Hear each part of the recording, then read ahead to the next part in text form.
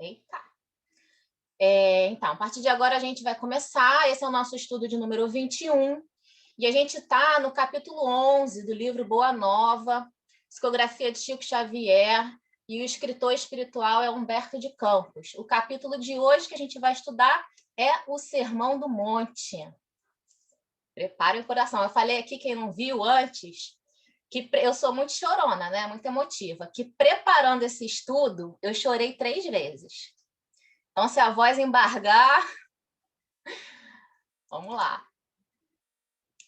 Esse aqui, para quem não conhece, muitos conhecem, mas para quem não conhece, é Eurípides Barçanufo. Ele é um espírito que veio em missão na Terra, assim como Bezerra de Menezes, né, que é mais conhecido. Um espírito da classe de Bezerra, um espírito iluminado que veio em missão, encarnou na Terra em 1800 e alguma coisa, que agora eu não lembro. E ele, Eurípides, tem uma história belíssima. Infelizmente, a gente não tem tempo de contar toda a história dele, mas depois, quem tiver curiosidade de conhecer esse espírito iluminado, eu tenho um carinho. A casa espírita que eu era vinculada, que eu trabalhei 10 anos, tem como mentor o Eurípides Barçanufo. O nome da casa leva o nome dele, é Casa Espírita Eurípides Barçanufo. Então, ele, assim, como na Igreja Católica a gente chama do santo de devoção, ele é o meu espírito amigo de devoção, eu tenho um carinho especial por ele. Eurípides, ele veio nessa encarnação dele como Eurípides em missão, tá? A missão dele é linda, como já falei, a história dele vale a pena.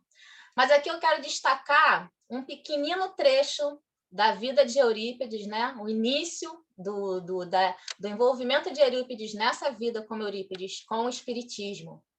Porque Eurípides ele nasceu numa família católica e ele cresceu muito devoto, muito católico, praticante, né? E ele ganhou do padre amigo dele a Bíblia em segredo, porque naquela época a Bíblia não era toda pessoa que tinha acesso à Bíblia, não. 1/5 de 1880. Quem colocou? Foi Ítalo? Ah, não, foi a Lu. Ah, Lu. 1/5, obrigada, Lu. A Lu colocou a data aqui que ele nasceu, 1/5 de 1880. É o ano que nasceu Eurípides. Então, ele ganhou desse padre, que era um padre amigo dele, a Bíblia, né? Escondido, né? O padre falou para ele, vou te dar, porque você é muito, muito dedicado, né? Você lê, mas você não conta que eu te dei. E ele ficou maravilhado, começou a ler, né, a Bíblia, os textos da Bíblia e tal. Mas quando ele chegou no Sermão do Monte, ele se sentiu confuso. Ele não conseguiu compreender o Sermão do Monte. Aí ele procurou esse padre que deu, né, Padre Maia, que deu a Bíblia para ele, para tentar ver se o padre conseguia explicar para ele, porque ele não tinha compreendido o Sermão do Monte. E o padre, né, falou para ele, olha, falou para ele carinhosamente, tudo que está ali está bem claro, não merece questionar a palavra de Jesus. Ou ele não sabia também interpretar, né, que é muito provável, ou ele não queria entrar nessas questões. Cheio de dúvida, incerteza, Eurípides, né? Ele ficou triste com aquilo. Não era a imagem que ele trazia de Jesus. Jesus não poderia deixar dúvidas em seu evangelho, né? Mas no Sermão do Monte, Jesus, para Eurípides, deixava dúvida. Ele não compreendia como que o Cristo, sábio e misericordioso, prometer a consolação aos pobrezinhos, aos injustiçados, aos que choravam e sofriam, se ele presenciou tantos deles morrerem sem a consolação prometida. Então, isso, para Eurípides, causava uma grande dúvida, não fazia sentido para ele, né? Aquele consolo todo dos evangelhos de Jesus, e chegar no Sermão do Monte, Jesus falar que bem-aventurados eram os que sofriam. Como assim sofriam? Uma vida de sofrimento? Tem alguma coisa de errado aí? O errado não pode ser Jesus. E aí prosseguiu. no final a gente vai voltar para Eurípides. Agora a gente vai entrar no texto do livro, Sermão do Monte, de Humberto de Campos, é o capítulo 11, tá? E Humberto começa assim o capítulo dele. Difundidas as primeiras claridades da Boa Nova, né? Jesus já tinha feito algumas pregações, e aí o que acontecia com aquilo? Uma turba de pessoas começou a seguir o mestre. Vinham pessoas de todos os lugares, Corazim, Magdala, todas as cidades ao redor ali. Dalmanuta, importantes aldeias, Cafarnaum, todos vinham, né? Olha a grande multidão que vinha ouvir os ensinamentos do mestre. E desse povo que vinha, né, todas essas pessoas que vinham, eles não só procuravam o mestre, porque era uma multidão que ficava em volta dele.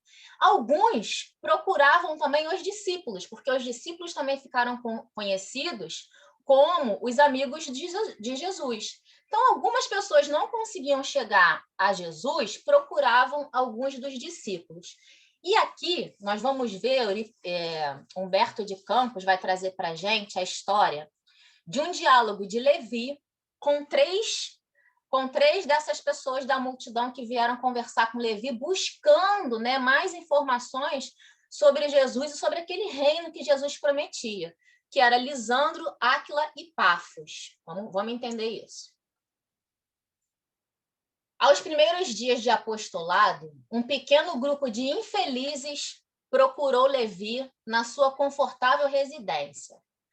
Desejavam explicações sobre o evangelho do reino, de modo a trabalharem com mais acerto na observância dos ensinamentos do Cristo. Eles queriam se dedicar ao Cristo, né, aqueles ensinamentos, mas eles queriam tirar dúvidas, queriam ser esclarecidos, queriam ver como eles podiam melhor se colocar no caminho do mestre.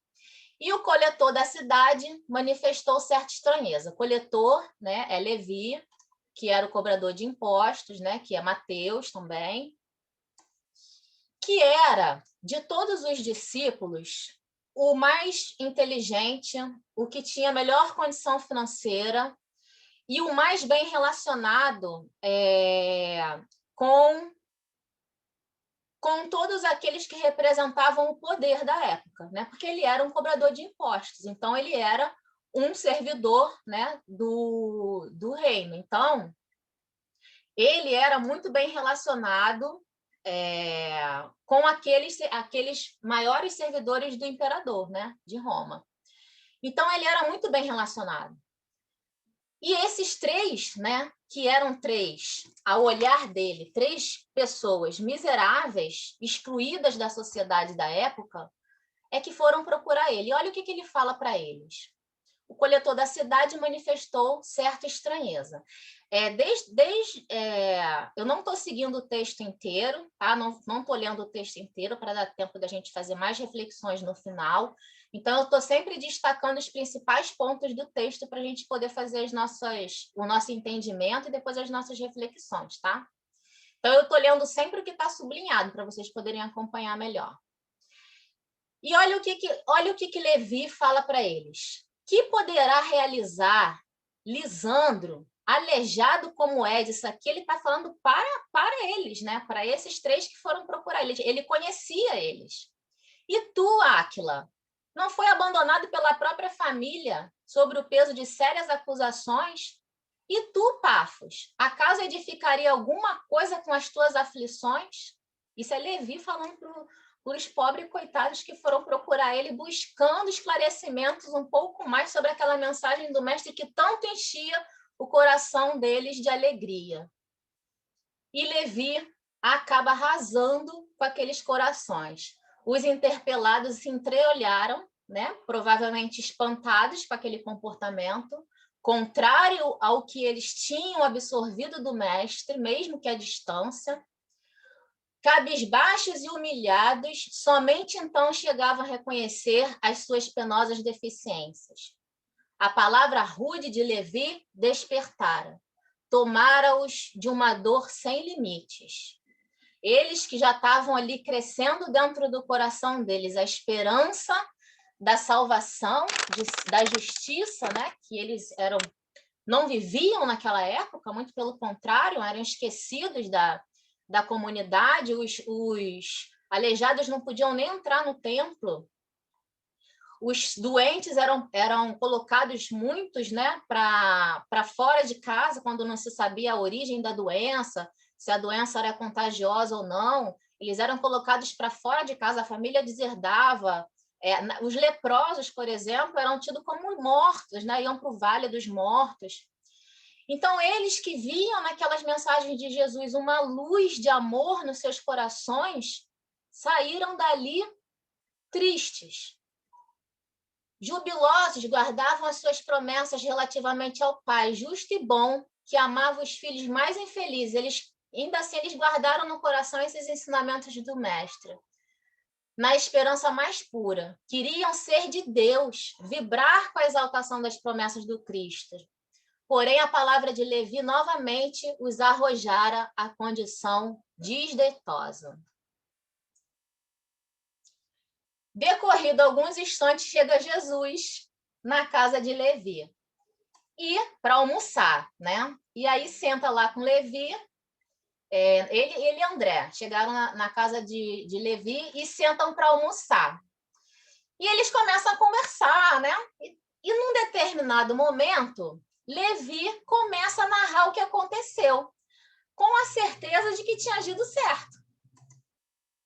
E ele começa a falar assim para o mestre: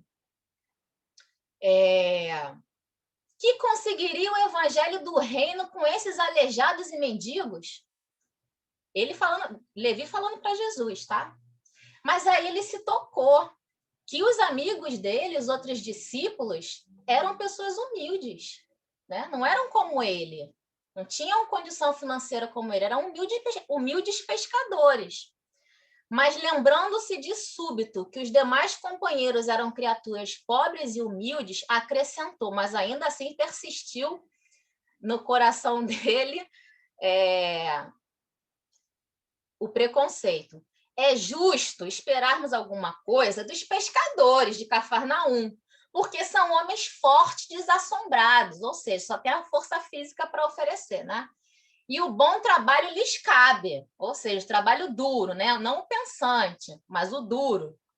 Não vejo, porém, como aceitar a contribuição desses desafortunados e vencidos que nos procuram. O mestre, mais uma vez, como a gente viu em vários capítulos aqui do nosso estudo, né? Nesse momento coçou a cabeça, né? Olhou fixo para o discípulo, bateu levemente uma mão no ombro dele e falou: se o evangelho é a boa nova, como não há de ser a mensagem divina para eles, tristes e deserdados na imensa família humana, Levi? Os vencedores da terra não necessitam de boas notícias. E aqui, gente, tem um ensinamento gigantesco, né, que a gente precisa parar para pensar.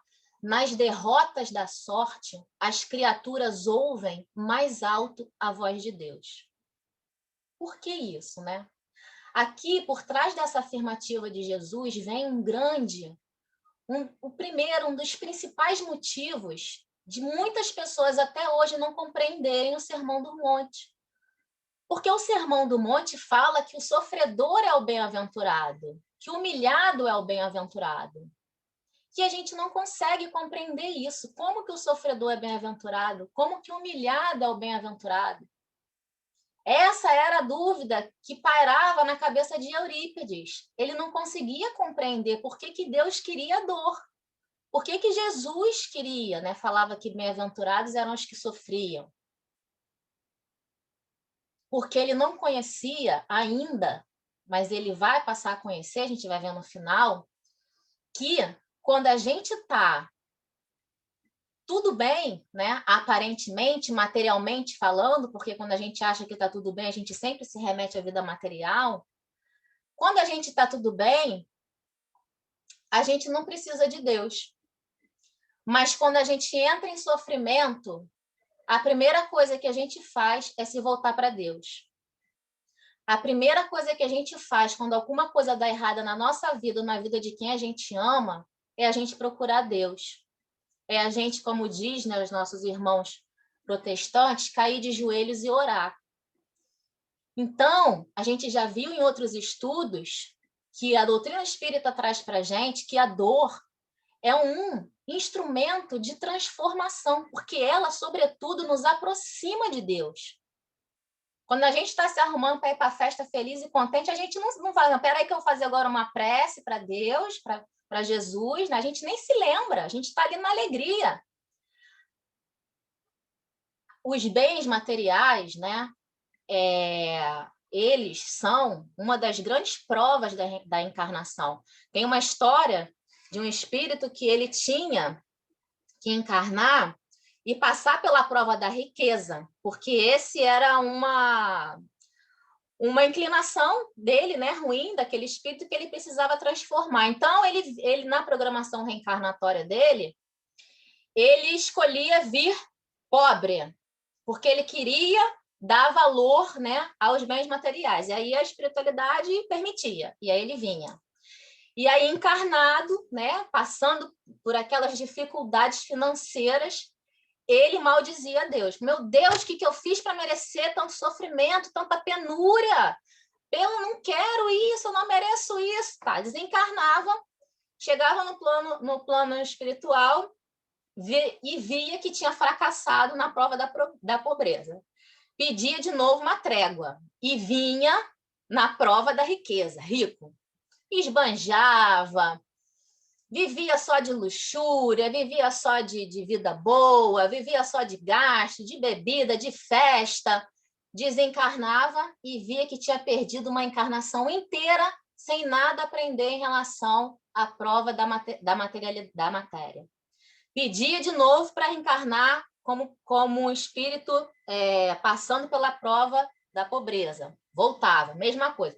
Chegou no momento que ele desencarnou, a espiritualidade falou assim, meu filho, agora você escolhe o que você quiser, porque você vem de um jeito, não adianta, você vem do outro, não adianta, então vamos pular essa prova, vamos deixar essa prova mais para frente, vamos passar para outra, que nessa você já faz umas 5 vidas que você está falhando.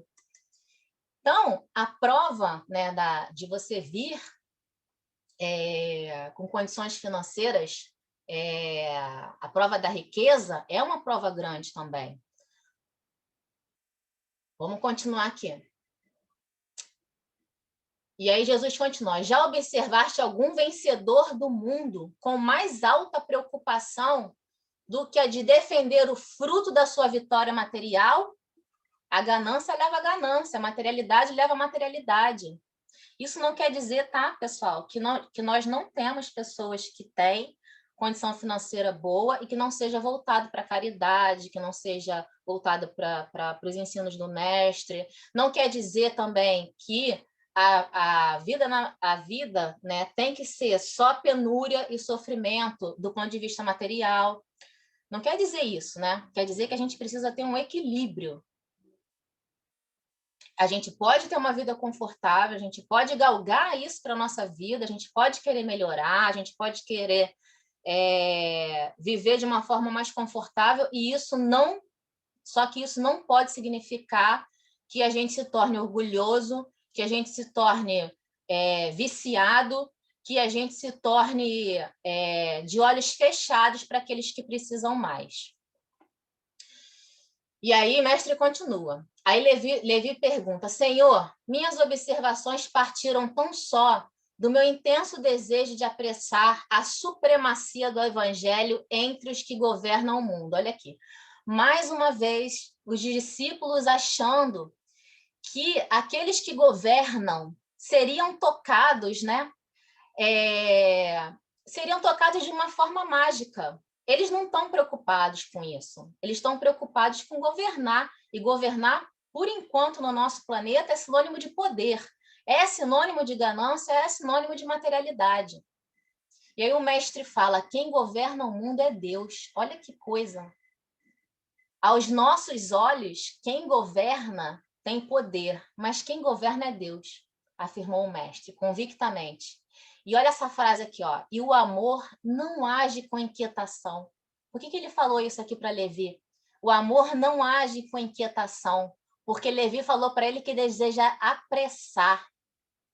Só que não tem como apressar. Lembra aquela passagem? Não se colhe frutos em espinheiros? Não há como você colher frutos em corações ainda endurecidos na matéria. E Jesus fala assim, Levi, imaginemos, né, que os triunfadores... Ih, ficou bem em cima ali. Que os triunfadores da terra viessem até nós, ensarrilhando suas armas, né, empunhando suas armas exteriores. Por não estarem no íntimo desarmados das vaidades e das vitórias, edificariam suntuosos templos de pedra, em cuja construção lutariam duramente por hegemonias inferiores.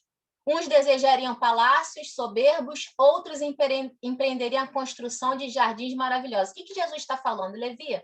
Mesmo que a gente chamasse esses que governam para a nossa empreitada, eles não iam compreender na sua essência, e ainda assim eles iam tentar impor o nosso evangelho pela dor. E eu coloquei uma gravurinha aqui, não sei se vocês vão conseguir identificar, mas... É isso que aconteceu futuramente, né? Exatamente. Na Idade Média, né? Exatamente, Bia, muito bem. Isso aconteceu, né? Isso aconteceu na Idade Média, né? A igreja oprimindo em nome de Deus. E a gente tem muitos relatos hoje de espíritos que encarnam ateus ou com aversão à religião ou à religiosidade, porque sofreram, né, a morte sobre esse aspecto da imposição em nome de Deus. E sofrem até hoje. E eu provavelmente fui, sei lá, já fui até ela. A pretexto de lutar em nome do céu, espalhariam possivelmente incêndios e devastações em toda a terra.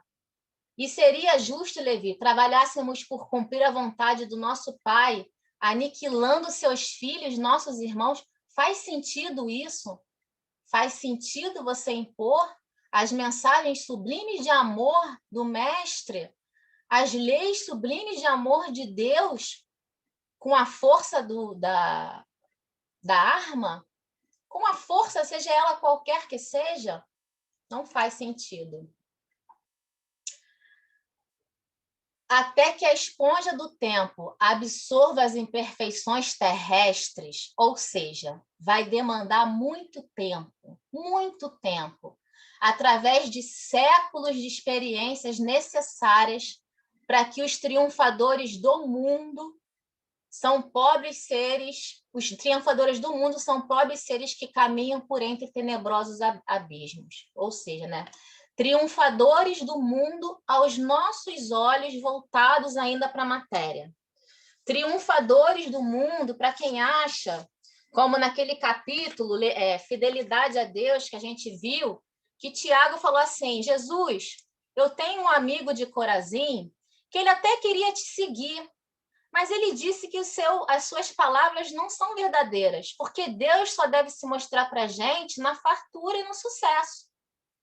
E até hoje isso é um pensamento que vigora, né? Vigora tanto que quando a gente, às vezes, né, se acha esquecido porque as coisas não estão dando certo, a gente vai lá e fala, Deus, o que eu fiz para merecer isso? E esse trecho aqui, gente, para mim, assim, eu sempre acho que todo capítulo tem um trecho central, né? Aquele que traz a mensagem central do capítulo. E esse que a gente vai ler agora, para mim, é esse trecho nesse capítulo. É imprescindível, pois, atentemos na alma branda e humilde dos vencidos. Para os seus corações, Deus carrega bênçãos de infinita bondade.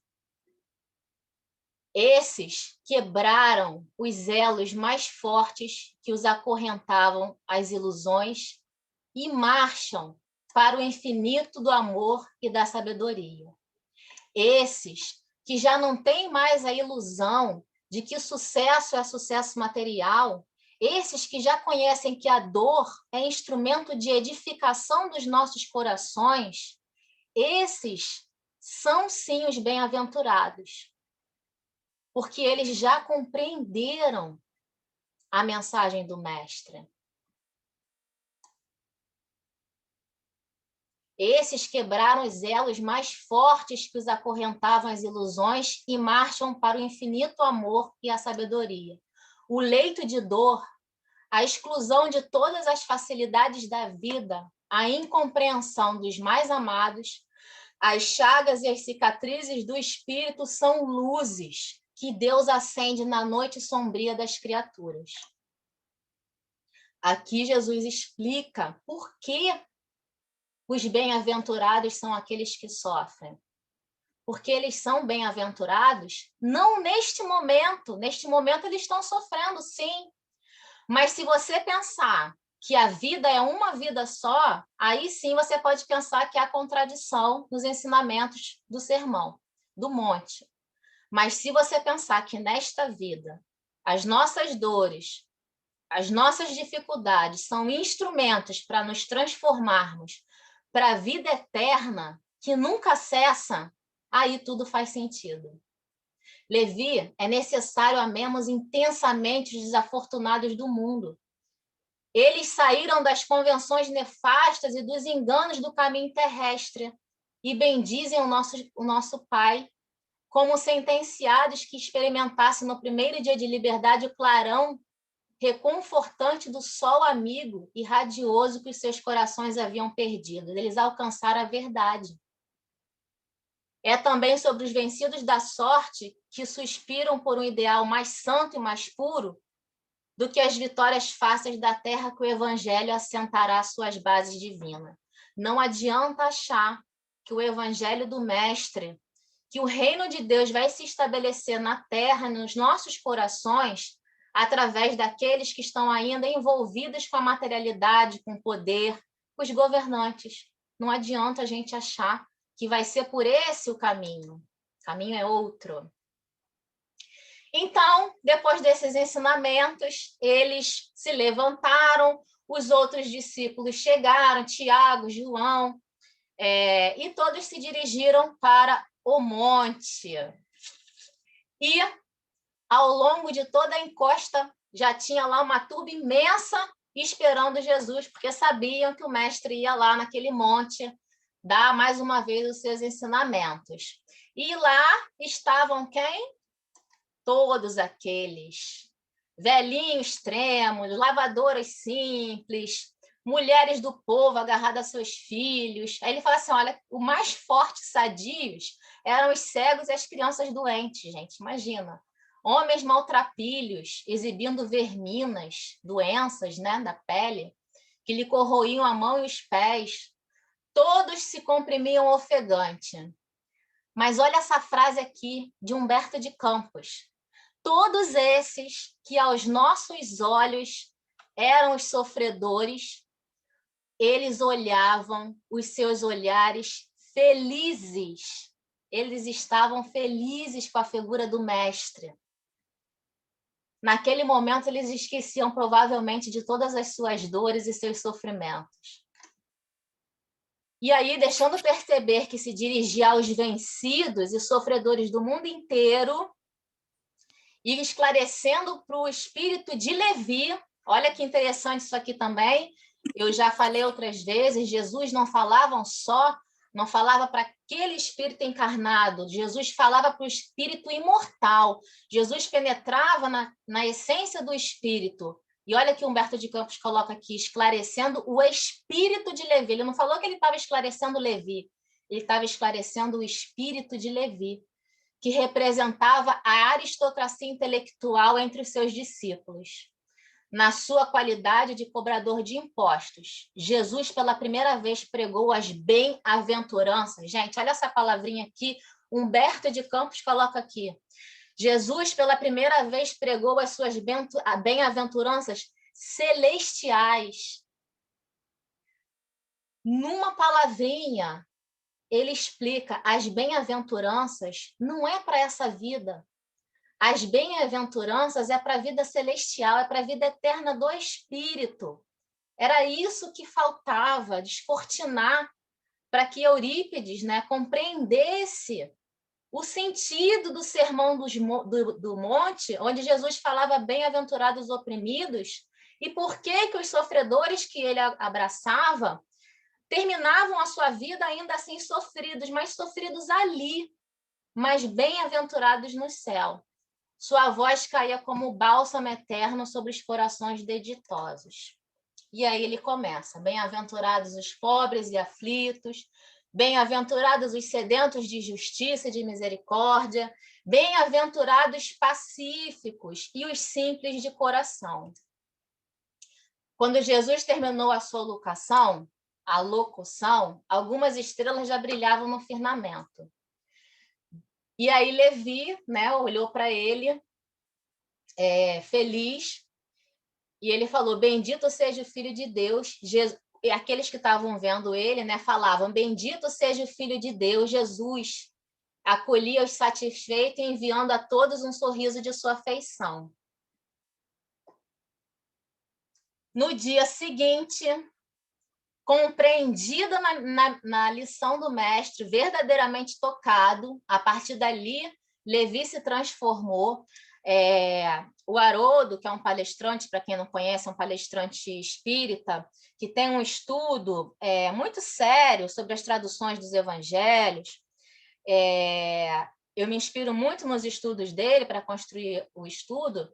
Ele diz, né, que todo o evangelho de Mateus, que é Levi, né, a partir deste momento se modificou na cabeça, no espírito de Levi, né? Porque ele não escreveu ali, ele foi escrever mais para frente. Mas que quando Levi escreveu, construiu, foi todo pautado nesse ensinamento do Sermão do Monte. Tem um livro que o Haroldo traz para um estudo dele, que fala que é o evangelho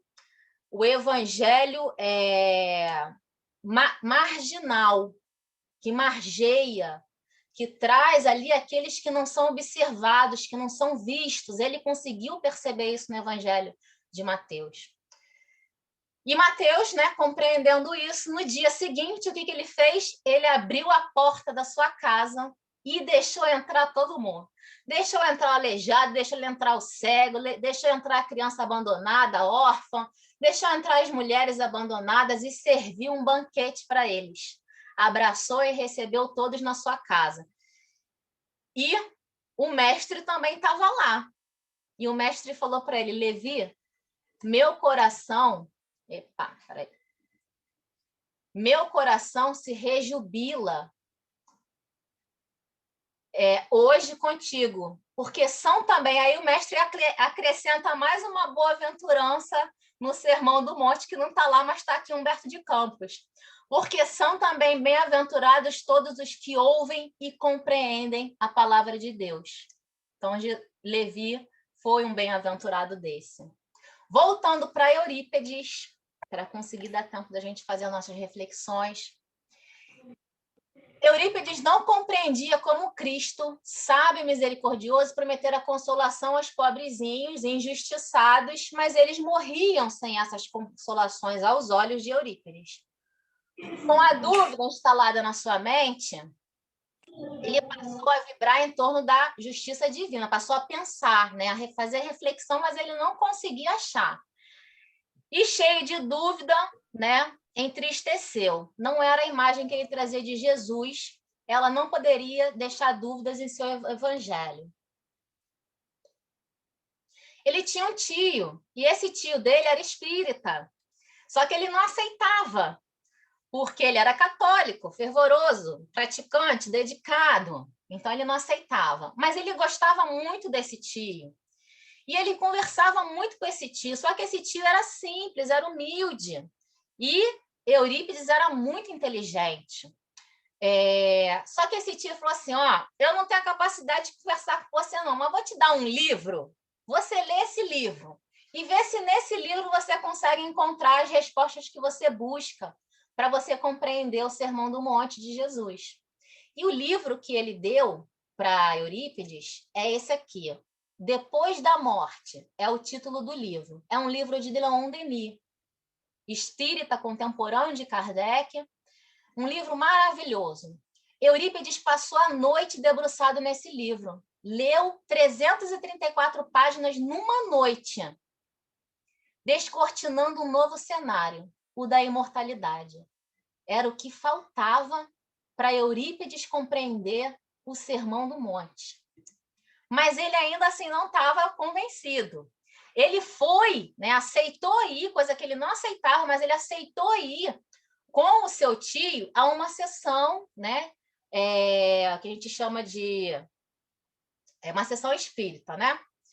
E lá, chegando lá, ele sentou, ficou quieto, mas ele falou assim, eu vou fazer um pensamento aqui, vamos ver. Começou a testar o médium, né?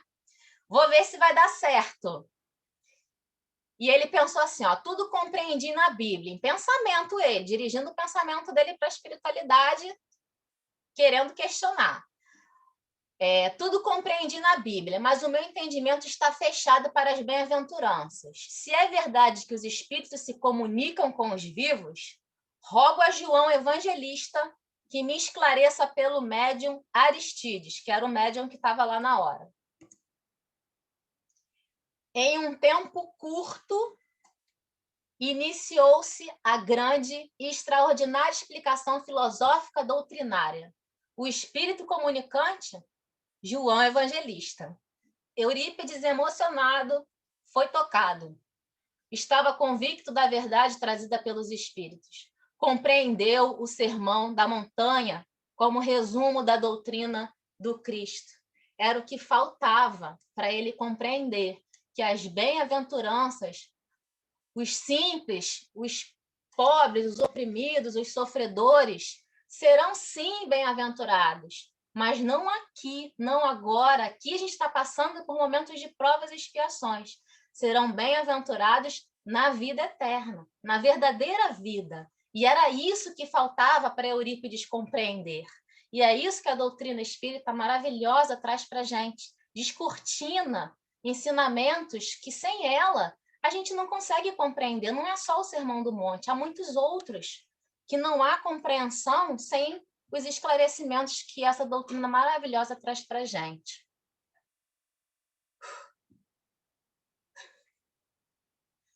Carlinha, quer falar, meu amor? Fala. Rapidinho, né? Gandhi disse, né, que se tudo que foi escrito pelo Cristo se perdesse e ficasse somente o Sermão do Monte, nada teria se perdido. Bom, você está dando spoiler, já que você deu spoiler.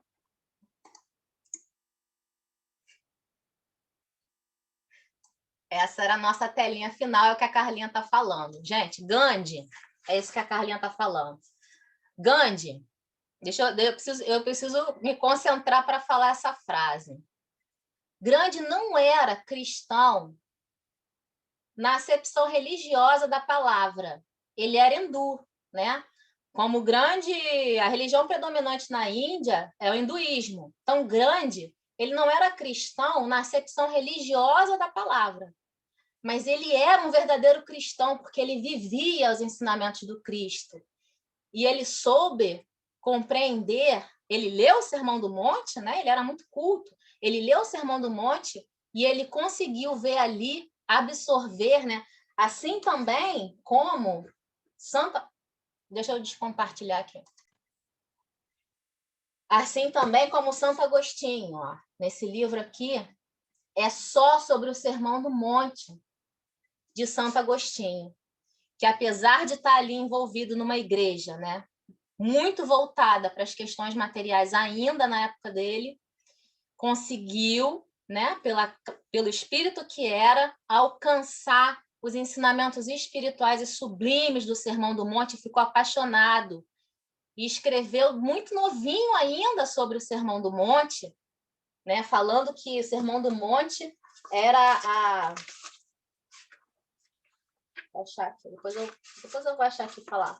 O guia do verdadeiro cristão. Assim, Santo Agostinho auxiliou Kardec na codificação, né? Sim. Então, no Evangelho segundo o Espiritismo, que está aqui também, né? Para quem não conhece, esse aqui é o Evangelho segundo o Espiritismo. No Evangelho segundo o Espiritismo, né, Kardec selecionou algumas passagens e o capítulo maior, né, do Evangelho é o capítulo 5.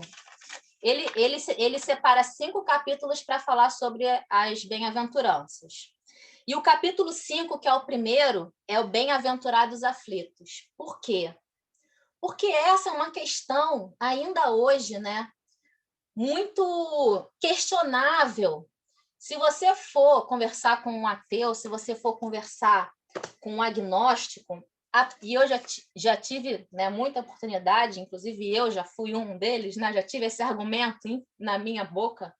O principal argumento é: se há um Deus, por que há sofrimento? Essa é a questão de entrave. É a falta do conhecimento, né, do porquê da dor. Bia, você quer falar? Eu ia complementar aquela história, que quando ele foi para a reunião, toda a cidade de Maria, na Mariana, não, de Três Marias, né? Estava lá presente. Sacramento? E só tinha... Santa Maria. Não, Santa Maria. Santa Maria, isso. Você está falando estava de Eurípides, presente. né? Só tinha 2 lugares vazios. E aí o pessoal estranhou, por que tem esses 2 lugares hoje a mais? É porque o médico da casa falou assim, não, é que estão vindo aí 2 pessoas novas, né, na casa, vocês vão ver quando chegar. Aí chegou Eurípides e o amigo dele. E quando o Eurípides era um pouco assim cientista, né? Quando ele falou assim, vou pedir isso pelo pensamento, olha como é que ele era a coisa. O Aristides, o seu Aristides, não era uma pessoa muito simples, muito humilde, né? E de poucas letras, né? Eu acho que só tinha a primeira série, uma coisa assim. Não tinha muito conhecimento. E aí, ele, por pensamento, ele pediu que fosse João Evangelista pelo médium Aristides, quer dizer, pela pessoa mais simples da mesa, o médium mais simples de todos. E aí, quando o João Evangelista se manifestou no Aristides, o João Evangelista explicou, ficou um montão de tempo explicando o Sermão da Montanha, explicando, justamente a parte que o Eurípides queria saber. E aí João Evangelista explicou tudo para ele, aí ele ficou feliz e nunca mais ele quis saber de catolicismo, ele entrou para a doutrina espírita de uma vez. É isso. Depois foi falado para ele, né? E Bezerra de Menezes vem, fala para ele da missão dele. Isso. Tá com a história de Eurípides na ponta da língua, hein, Bia? Eu tenho boa memória para as coisas, principalmente se for uma história, aí eu gravo mesmo.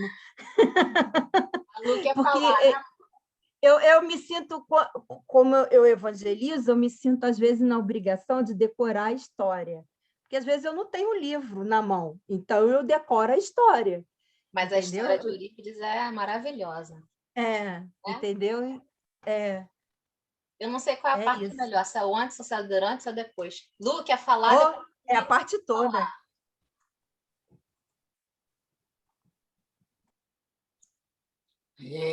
Sobre aquela história do Cristo ali com Tiago, né? Tiago? Mateus? Qual delas? Essa que você contou hoje, dos amigos que vão lá e que ele desdenha. Não, eu acho... hoje a história de hoje foi com Levi, Mateus. Obrigada, Mateus, isso. É engraçado, né? Porque eu acho que não é só os sofridos, não é isso. Não adianta você ser bem-aventurados aflitos. É assim, na minha concepção, não adianta você sofrer e se revoltar e não aprender nada e não se mover e ficar ali vivendo, curtindo e alimentando seu sofrimento, né? Assim, isso na minha opinião, eu acho que a gente não nasceu para sofrer. Eu não acho que a gente nasceu para sofrer, e se depender de eu sofrer para ir para o reino do céu, eu tô ferrada, bicho, porque assim, eu não vejo assim, desse modo de só os sofredores, porque tem um bocado de gente que sofre que não aprende nada. Se o sofrimento é um ensino, se é uma forma de aprendizado, né, para você melhorar os pontos fracos, se você só reclama e se lamenta e não trabalha nesse ponto seu, não adianta nada, né? Tanto que quando Cristo fala para ele, imagina se os reis, né, viessem com grandes conquistas, sangrentas, sei lá o quê, não deu outra, né? Foi o que rolou depois de um tempo, né? Foi o que rolou com a igreja, em várias partes do mundo, né? Agora, assim, eu acho que sofrer, existe formas de sofrer, né? E a gente tem que aprender com o sofrimento, porque se a gente não aprende, a gente só continua tomando até aprender. E também acho, assim, na minha concepção, que não são só as pessoas que sofrem, que se lembram do Cristo diariamente, não. Eu acho que existem pessoas que, mesmo que não tenham um sofrimento grande dentro de si, elas também se lembram do Cristo. Assim, eu não sei se eles colocam isso na Bíblia ou no Evangelho com alguma intenção de... Eu conheço pessoas que têm posses e que, sim, se preocupam com o seu lado espiritual, que se preocupam com a parte da bondade, da caridade, da ajuda ao próximo, e são pessoas que têm posse financeira, sabe? Uhum. E para fechar as minhas reminiscências, digamos, Eurípides, eu vou te contar, pretensioso, né? Porque ele queria era João Evangelista, não servia qualquer um, não, eu quero que o Espírito venha falar comigo. Não, tem que ser João Evangelista. Próxima vez eu vou mandar um recado, eu quero que Francisco de Assis venha falar comigo. Para ver se funciona, se funcionou com ele, quem sabe, né? Funciona comigo? Quem sabe, Malu? Porque o homem foi pretensioso, né? E alguém ouviu ele. Ele já sabia, Lu, que estava todo mundo ali aguardando ele. São todos amigos, ó, tudo no mesmo plano. E assim, muitos dizem que Francisco é a reencarnação de João, né? Tem mãozinha levantada. Ou João ou Francisco, tu ia estar de boa do mesmo jeito, amiga.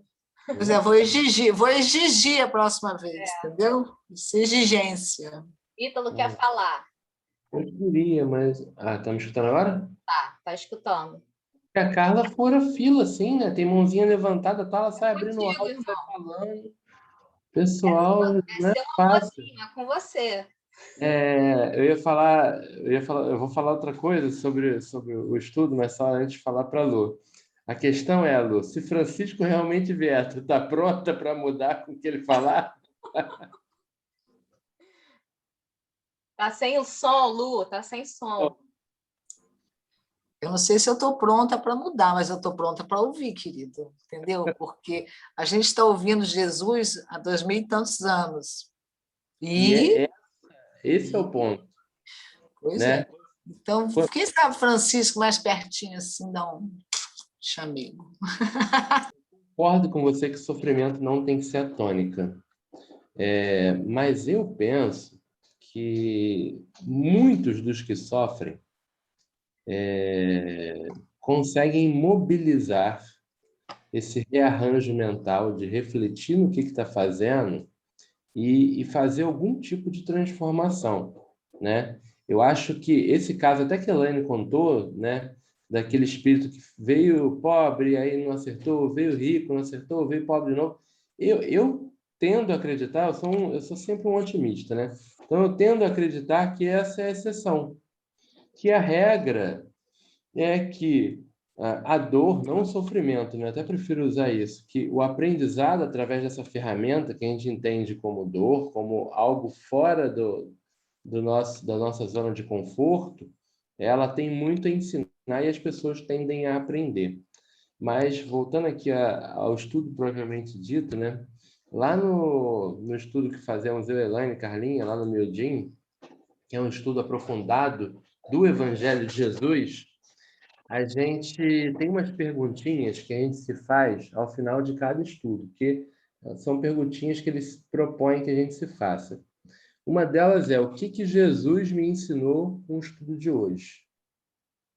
E aí leva a gente a refletir, e eles sugerem que a gente faça isso, de tentar entender quando a gente está num determinado papel. E o estudo de hoje, para mim, serviu muito para pensar assim, quando eu sou Levi, quando eu, às vezes, desdenho da cooperação que alguém pode dar por acreditar que aquela pessoa tem menos a dar do que eu, ou tem menos a dar do que o todo. E eu acho que esse é a grande mensagem, assim, para mim, do estudo de hoje, quando Humberto de Campos traz essa dimensão, o que Jesus me ensinou quando ele falou para Levi? Ele poderia estar falando para mim? Será que eu, Ítalo, ainda desdenho de alguém nas possibilidades de auxílio? E aí sim que o Sermão do Monte é o grande complemento, como foi o grande complemento das reflexões de Jesus para Levi, né? E aí outra coisa que eu fiquei pensando também como foi providencial aqueles três terem ido falar com Levi. Porque o sermão ia ser naquele dia, já estava tudo planejado. Jesus não faz nada sem estar planejado, né? E aí eu fico imaginando que Jesus também deve ter uma equipe boa ajudando ele, né? Devia ter naquela época. Falou assim, ó, vou botar esses três aqui para Levi, que a gente aproveita e dá um puxão de consciência no Levi, porque eu tenho certeza que ele vai desdenhar desses três aqui. Então é bem interessante a gente se reparar nessas histórias, né? A gente se colocar nesses contextos. Muito bom, amigo. Eu estava querendo, eu lembrei de uma coisa sobre ainda a bem-aventurança aí dos aflitos, é o seguinte, quando o espírito não vai pelo caminho do bem, pelo amor, às vezes ele tem que vir pela dor, né? A dor vem para mostrar que a gente precisa mudar. É tipo assim, quando você tem um ferro elétrico quente de passar roupa, e aí você, sem querer, encosta assim a mão no ferro. Aí você sente dor, não é? O ferro está quente, você queimou a mão, aí dói. Então, para que essa dor é para alertar que tem alguma coisa errada? Que se não doesse quando você tocasse no ferro, o que ia acontecer?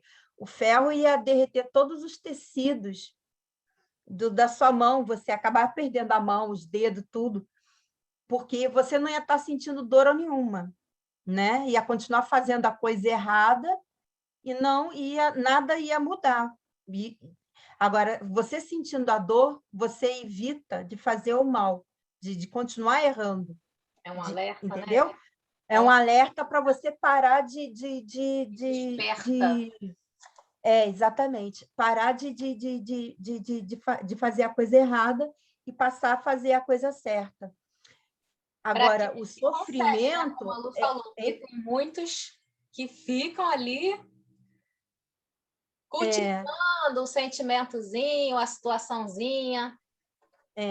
E o sofrimento é como a pessoa se lidar com a dor, né? E os espíritos falam que a gente tem que lidar com resignação, e fazer, como é que é? Se superar, né? Ter resiliência. Já tem pessoas que ficam curtindo aquela dor, sofrendo, sofrendo, sofrendo, entendeu? E isso não é bom para o espírito, né? É isso. Verdade. A Carlinha tinha levantado a mão. Carlinha, você quer falar? Não, eu estou falando o seguinte, o que a Bia falou, né? Na mesma hora eu lembrei que eu não devo estar aprendendo muito, não, né? Porque a cada 2 anos eu ganho 4 parafusos. Né? Então, assim, preciso aprender logo, senão daqui a pouco eu vou virar mulher biônica. Sabe que a gente está junto nisso, né?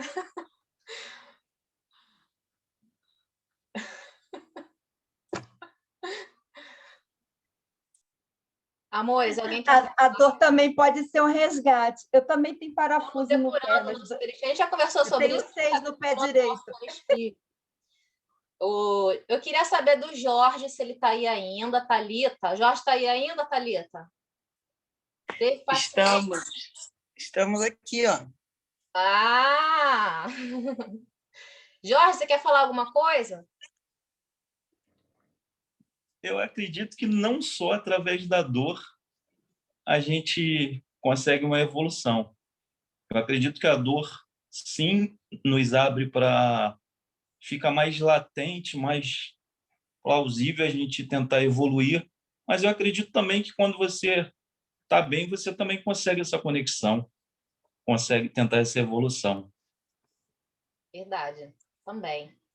Foi o que a Lu tinha falado, né? Tem gente que não passa assim, né? Não tem. Vai pelo amor, foi o que a Bia falou, né? A gente tem essa máxima no Espiritismo: você vai pela dor ou você vai pelo amor, né? Tem pessoas até, eu acredito, que já podem até ter sido tocadas, né? Em algum momento. Talvez nem nessa vida, né? Mas nessa vida já vieram com a consciência de evoluir, né? Porque às vezes você evolui também pelo conhecimento, né? Pelo aprimoramento, pelo aperfeiçoamento, né? Você já não erra mais tanto naquelas questões que te fazem sofrer dores, provas, expiações, mas o espírito precisa melhorar na intensidade do amor, melhorar na intensidade da benevolência, da empatia, melhorar, né? Então, também acredito nisso que você está falando, sim. A gente também consegue evoluir sem ter que passar por dores, expiações, pelo amor, né? Marcinha, assim, minha irmãzinha do coração, também é primeiro dia. Quer falar? Não? Então, tá bom. Alguém quer falar mais alguma coisa? A gente pode encerrar. rapidinho, eu brinquei, né, com essa história dos parafusos 4 parafusos a cada 2 anos. Mas, assim, se a gente for parar para pensar, né, por exemplo, no meu caso, a grande prova ainda não veio. Eu já levei umas pancadinhas da vida, já perdi meu pai, minha mãe está muito doente, mas a prova ainda não veio, né? Então, assim, o quão abençoados nós somos, né? Porque, graças a Deus, a gente está conseguindo, né? Assim, primeiro que a gente está aqui numa reunião espírita, né? Então, assim, de alguma forma nós já somos diferenciados, né? E assim, a gente já consegue entender, talvez a gente não consiga praticar, né? Mas a gente já consegue entender, né, que a dor não é tão necessária. Então, assim, na verdade, a gente tem que agradecer muito, né, a Jesus, a Deus, nosso Pai, porque a prova ainda está leve. Muito bom, Bia. Carla, não se preocupa com os parafusos, não, que minha mãe tem muito mais parafusos que você. Deve ter uns 20 parafusos naquelas costas lá. E ela está, 85, ela está melhor do que você. Então, acho que quanto mais parafusos, melhor. Hein? E Deus nunca dá só o problema, né? Ele dá várias coisas no nosso entorno que sempre vão estar auxiliando a gente a passar pelos problemas. Então, assim, você, Carla, tem vários parafusos, mas Deus te presenteou com um marido, por exemplo, que faz toda a diferença na sua vida. Ó, isso vai ficar gravado. Ele não disse se a experiência é boa ou é ruim, Carla, presta atenção. Boa, né, amiga? Tá ao vivo aqui, né? Tá gravado, hein? Muito bom. Detalhe que ele elogiou ele mesmo, né? Ele é simples e humilde. Ele é autossuficiente, Muito humilde. Eu lembrei de uma coisa aqui, só para a gente encerrar, que teve um estudo que a Elza está escondidinha ali. Ô, Elza, aparece aí. A Elza é tímida, ela não gosta que eu fale dela, nem chamei ela para falar. Né, Elza? Mas a Elza falou assim, ó... Ah, ela aí. Ela falou assim para mim, ó... Depois a gente conversa sobre os estudos, né? Eu li uma vez em algum lugar, depois ela foi pesquisar e a gente achou que Jesus, por exemplo, sempre percorreu o bom caminho. Não é isso, Elza? Lembra disso que a gente falou? Fala aí. Lembro, sim. O que você lembra? Fala aí. Lembro que ele foi numa escalada mais rápida, porque ele sempre seguiu os ensinamentos de Deus, né? Os ensinamentos propostos para a evolução. E a gente não, a gente erra e torna a errar. E que Então, por por isso isso a gente que acha que provavelmente o caminho dele não foi de tanta dor, né? De tanta expiação. Lógico que ele deve ter passado, sim, por ensinamentos, né? Para poder evoluir, mas que diante dessas colocações que a doutrina traz para a gente, que ele sempre percorreu o melhor caminho, né? Porque o evangelho que a gente tem aqui no nosso planeta é um evangelho universal, é um evangelho de Deus, não é um evangelho do planeta Terra. É o evangelho de Deus, não é isso, Elga? isso. Ele seguiu as leis de Deus direitinho, né? Aí fez um caminho mais rápido. Por isso que ele é o escolhido. Muito O nosso interessante isso. modelo, né? Modelo para a gente seguir. Muito bem. Amiguinhos, alguém quer falar? Obrigada, Elza. Alguém quer falar mais alguma coisa? A gente pode encerrar. Quem quer fazer a nossa prece? Hoje eu vou escolher.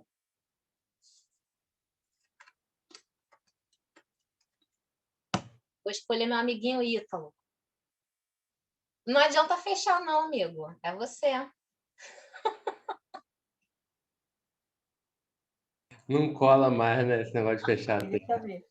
O Betinho está dizendo que sabia que ela ia te escolher. Da próxima vez eu vou escolher o Betinho, que está ali escondido atrás do buquê de rosas amarelas. Isso, ele fica aqui atrás, escondido, não sei por quê. Eu falo, abre a sua coisa, né? Ele prefere assistir aqui no meu. É que eu transmito as imagens do computador para a televisão. Aí ele assiste pela televisão. Se deixar os dois ligados, dá microfonia direto. Fica dando eco. Então vamos.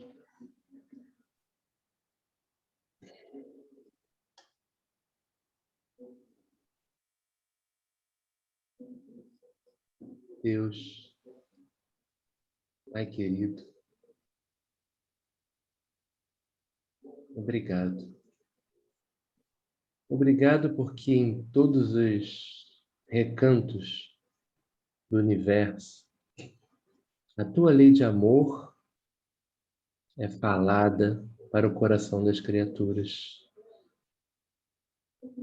Aqui, no nosso querido planetinha, Jesus foi o intérprete, trazendo para nós os ensinamentos, as palavras de vida eterna, a lei.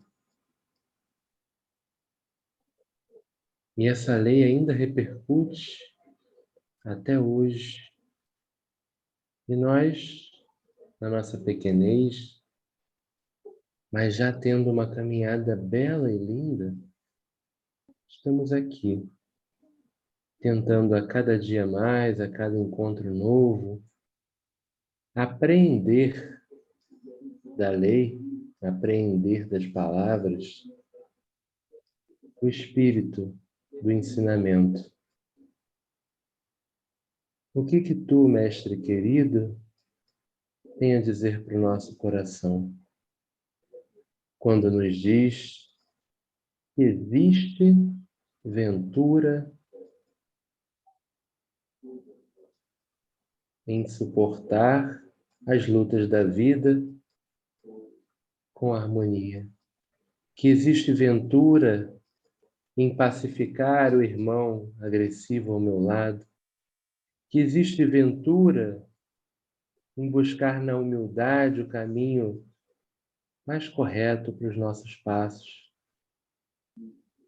que existe ventura em ter sede de justiça, porque encontraremos a justiça divina, não a dos homens. E diante de tudo isso, só temos a agradecer. Agradecer a oportunidade do mergulho na carne, para mais uma vez tentarmos trazer essas lições para a prática. Agradecer porque junto de nós, e porque o mundo é difícil, como tu nos disseste uma vez. Colocastes amigos, colocastes amores, colocastes situações que respeitam a capacidade de cada um de nós de crescer. E respeitando esse limite e floreando o nosso caminho com aqueles que torcem por nós nos dois planos da vida, é que a cada dia encontramos as condições perfeitas de evoluir. Cada dia é uma página a ser escrita no livro do amor de Ti, Pai. Que saibamos conduzir as nossas vidas e que saibamos encontrar no Teu amor o caminho mais correto. Que assim seja, graças a Deus.